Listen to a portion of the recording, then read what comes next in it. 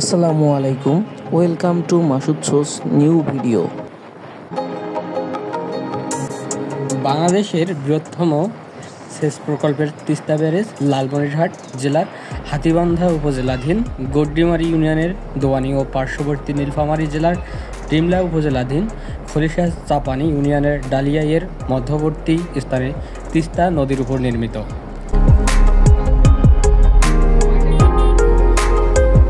Dahlia নামটি ফুলের মতো হলেও এটি একটি গ্রাম যা দেখতে কোনো মনোহরিণীর মতো। সবুজে আচ্ছাদিত এই গ্রামটি আকর্ষণ করে সবচেয়ে পথচারীদের। ভারতের উত্তর সিকিমের পার্বত্য এলাকায় তিস্তার উৎপত্তি। বাংলাদেশে প্রবেশ করেছে নীলফামারী জেলা দিয়ে। এই নদী বৃহত্তর রংপুর অঞ্চলের সব কয়টি জেলা অর্থাৎ নীলফামারী, লালমনিরহাট, রংপুর, কুড়িগ্রাম ও গাইবান্ধার উপর দিয়ে প্রবাহমান।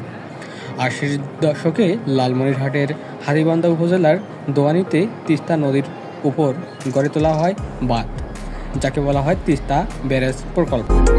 এই ব্যারেজটি তৈরির ফলে নীলফামারী, রংপুর ও দিনাজপুর জেলার বিশাল এলাকা সেচ সুবিধার আওতায় এসেছে।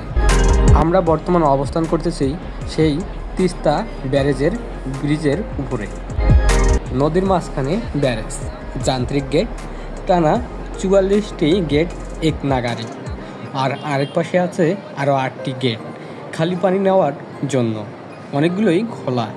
তিস্তা নদীর পানিকে নিয়ন্ত্রণ করে, পানি সংরক্ষণ করে শুষ্ক মৌসুমে উত্তরবঙ্গের কয়েকটি জেলার সেচের কাজে লাগানো হয় এই ব্যারেজ দিয়ে। লোহা, লক্কর, কংক্রিটের বিশাল বিশাল সব কাঠামো নদীর দুপাশে গড়ে তোলা হয়েছে সবুজ বেষ্টনী।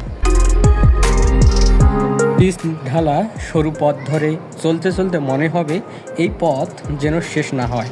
সব কিছু মিলিয়ে এটি দেখার মতো একটি জায়গা।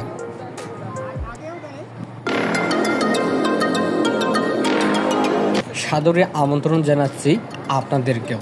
আপনারা চাইলে আপনাদের অবসর সময়টুকু এই তিস্তা ব্যারেজের মনোরম পরিবেশে কাটাতে পারেন।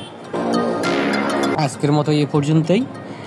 দেখা হবে আগামীতে নতুন কোনো এক জায়গায়, নতুন কোনো এক ভিডিওতে।